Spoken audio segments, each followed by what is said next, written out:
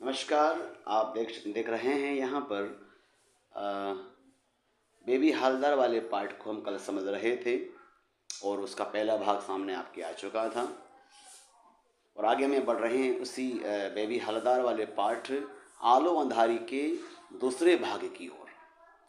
पहले भाग में आप जान चुके थे कि बेबी हालदार का जीवन परिचय और किस तरह से वह अपने लिए काम ढूंढती है और उसे काम मिल भी जाता है और जहाँ पर वह रहती है वो एक घर है बंगाली शिक्षक का। तातुश तातुश जो प्रकार से द हिंदू नाम का एक अखबार पढ़ते हैं और वहीं पर उन्हें मिलती है बेबी हालदार और उसकी पढ़ाई उसकी पढ़ने की रुचि को देखते हुए वे उसे एक पढ़ने के लिए पुस्तक भी देते हैं। तो और पुस्तक के प्रति उसकी रुचि वो जानकर वे उसे लिखने के लिए प्रेरित भी करते हैं। और देखिए किस तरह से कहानी में हम आगे अब देखते क्या होता है।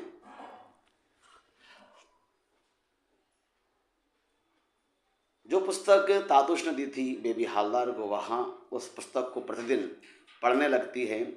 कुछ दिनों बाद तातुश ने बेबी को एक पेन और एक डायरी भी दी और कहा कि तुम इसमें अपने जीवन की घटना, जीवन की कहानी को लिखो। जब तुम लिखना प्रारंभ करोगी उस समय तुम्हें हल्का संकोच होगा, डर रहेगा त्रुटि होने का। त्रुटियां होने देना, बस तुम लिखते रहना, ऐसा उन्होंने कहकर समझाया बेबी हालदार को और उसको लिखने के लिए इस तरह से उन्हें प्रेरित किया। और जब बेबी ने लिखना प्रारंभ किया तो कुछ दिनों बाद तातुश ने उससे पूछा भी सही कि बेबी तुमने अभी कितना लिखा है। इस तरह से वे हर दिन या कुछ दिन छोड़कर जो है उसकी डायरी को वे देखने लगे, उसको परखने लगे कि वो किस तरह से लिखने का कार्य कर रही है। बेबी अब अपना किराए का घर पुनः बदलना चाहती थी ताकि बच्चों को बेहतर सुविधाएं मिल सके। इस घर के आसपास का जो माहौल था बड़ा ख़राब था। लोग उसके यूं बिना पति के रहने पर तमाम उल्टी सीधी बातें किया करते थे, छेड़खानी करते थे, सीटियां मारते थे, उस पर फप्तियाँ कसते थे। किसी न किसी बहाने उसके घर पर लोग आने के लिए कोशिश करते थे। एक बार तो हद ही हो गई कि मकान मालिक के बड़े लड़के ने उससे दुर्व्यवहार भरी बातें की। बेबी को इससे बहुत कष्ट हुआ और अब वह काम पर जाने के साथ साथ प्रतिदिन अपने लिए नया घर ढूंढने लगी। एक दिन दबंगों ने उसका सामान घर के बाहर फेंक कर उसका व बस्ती के कई और घरों को तोड़ दिया। ऐसे में थोड़ी दूरी पर ही रह रहे उसके दोनों सगे भाइयों ने भी उसकी कोई सहायता नहीं की। कहते हैं जब संकट आता है तो फिर संकट चारों ओर से आता है, कोई सहायक नहीं बनता है। ऐसे में उसके जो जानकार और भी एक मुस्लिम भाई थे, का नाम था भोला भाई। उस भोला भाई ने उसकी मदद की। अगले दिन वहाँ जब काम पर गई तो उसका एक थका बुझा उसका उतरा हुआ चेहरा तातुश ने देखा और उससे कुछ जानना चाहा।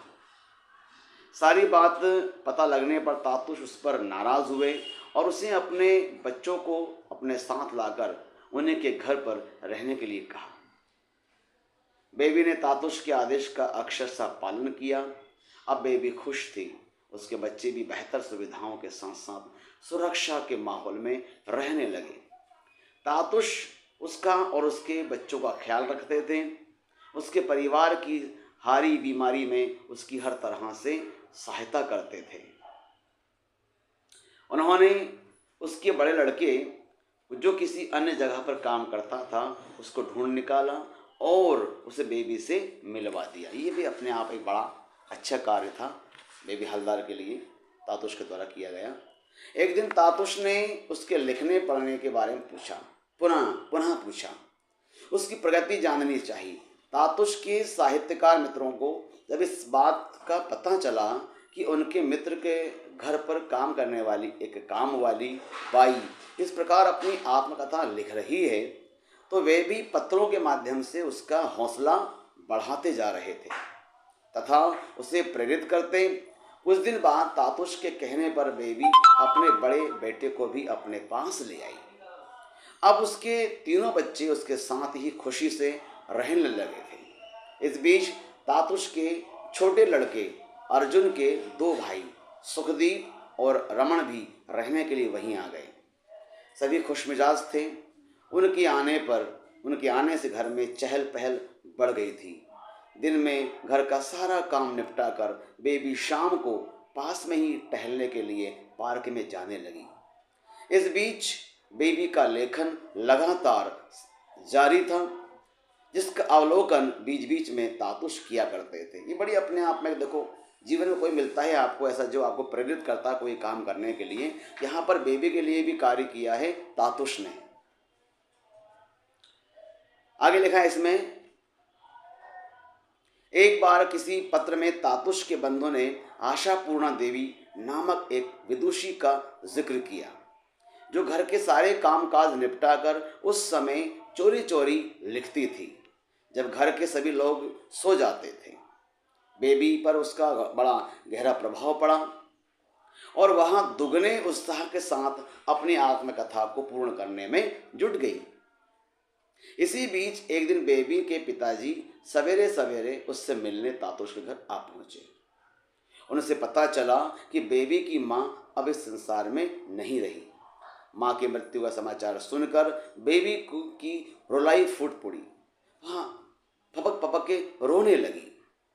कुछ समय और रुकने और घर परिवार की बात करने तथा तातुश से मिलने के बाद बाबा लौट गए। बाबा के जाने के बाद कई दिनों तक बेबी का मन बहुत खराब रहा। इस बीच बेबी के लिखे अंशों की सभी और प्रशंसा होने लगी। सभी उसे शीघ्र किताब पूरी करने के लिए प्रेरित करते रहे। समय के साथ साथ बेबी तातुश के घर की काम वाली बाई न होकर उनके घर की एक अभिन्न सदस्य बन गई थी। वहाँ भी पूरे घर का जिम्मेदारी से ख्याल रखती थी और घर के सभी लोग भी उसका और उसके बच्चों का ध्यान रखते थे। एक दिन अचानक तातुश ने एक पैकेट उसके हाथ में देकर कहा कि यह तुम्हारा ही है, जाकर देखो इसमें क्या है।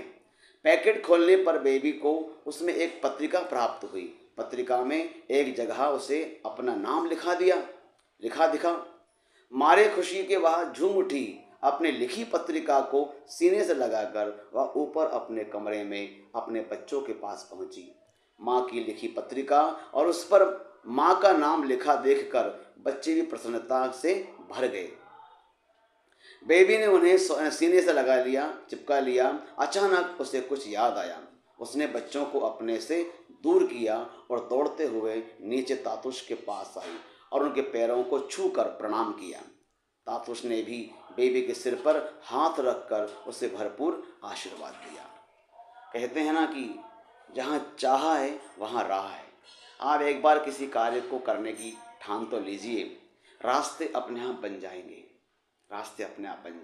यही कार्य सिद्ध करके दिखाया यहाँ पर बेबी हालदार ने। तो हम यहाँ पर जान चुके हैं पाठ बेबी हालदार का, जिसका नाम है आलो अंधारी और जिसका मतलब होता है अंधेरे का उजाला।